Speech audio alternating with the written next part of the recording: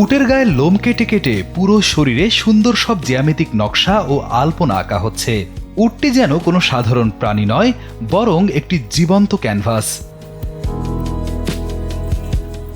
পাকিস্তানের করাচি শহরে কোরবানির ঈদ উপলক্ষে উট সাজানোর এমন এক জাদুকরী ও প্রাচীন ঐতিহ্যের দেখা মিলেছে, যেখানে নাপিতরা কেবল একটি সাধারণ কাঁচি দিয়ে উটের গায়ে অসাধারণ সব শিল্পকর্ম ফুটিয়ে তোলেন।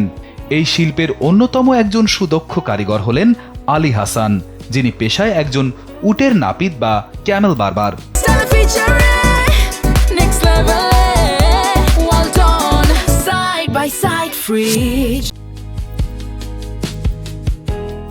আলী যখন কোনো উটের দিকে তাকান, তখন তার মনে এমনিতেই অদ্ভুত সব সুন্দর নকশার ছবি ভেসে ওঠে, আর তিনি কোনো ছবি না দেখেই আপন মনে কাজ শুরু করেন।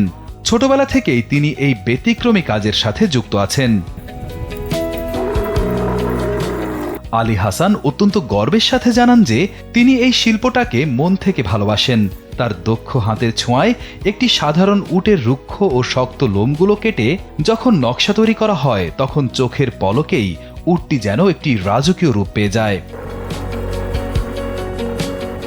করাচির বিশাল পশুর হাটে এই ধরনের নকশা করা উটগুলোর কদরই আলাদা, এবং ক্রেতারাও এই উটগুলো দেখতে ভিড় জমান। অত্যন্ত ধৈর্য নিয়ে এই শিল্পীরা ধাপে ধাপে শুধু কাঁচি ব্যবহার করে উটের ঘন ও শক্ত লোম ছেটে এই নিখুঁত নকশাগুলো তৈরি করেন। কখনো কখনো এই সৌন্দর্য আরও বাড়িয়ে তুলতে প্রাকৃতিক মেহেদি ব্যবহার করে নকশাগুলোতে চমৎকার সব রঙও করা হয়, যা উটটিকে সবার থেকে আলাদা করে তোলে। তবে এই সুন্দর ও পরিশ্রমের কাজের পারিশ্রমিক খুব একটা বেশি নয়।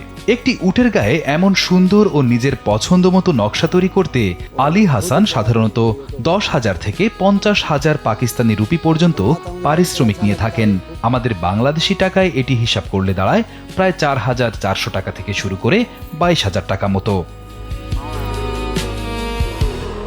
রিয়াদ হোসেন, কালবেলা।